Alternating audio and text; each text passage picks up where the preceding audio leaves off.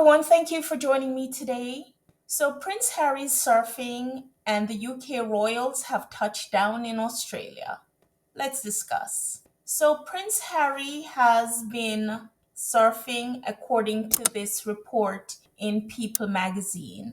And this report is saying that he was given a birthday present back in 2020 of surfing lessons by Meghan, and so he may have been surfing, or from then, 2020, we all know what was happening back then, and they've had a very busy few years. But from the looks of him, it looks like he has mastered at least standing up and riding the waves. So he must have put in a few good hours, and who knows, days, months, whatever it could be.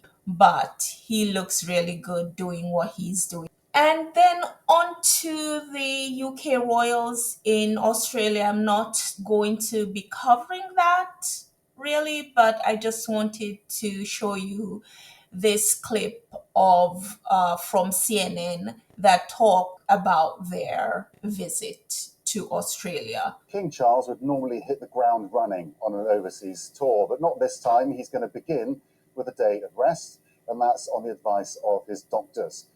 He's taking a break from his cancer treatment whilst in Australia, according to Britain's Press Association. Australia, the first country he's visiting since he's become king, where he's also head of state.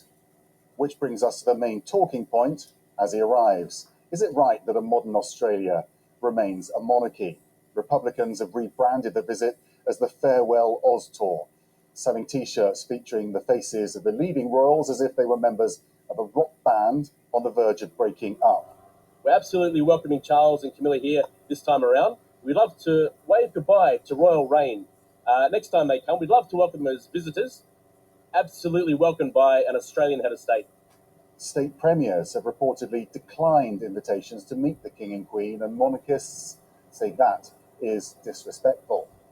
When the tour does get underway, they'll spend time in the Australian capital, Canberra, where they'll be welcomed by Prime Minister Albanese, who supports a republic, and other government leaders.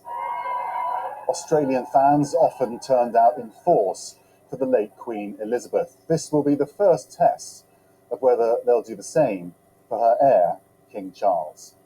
Max Foster, CNN London.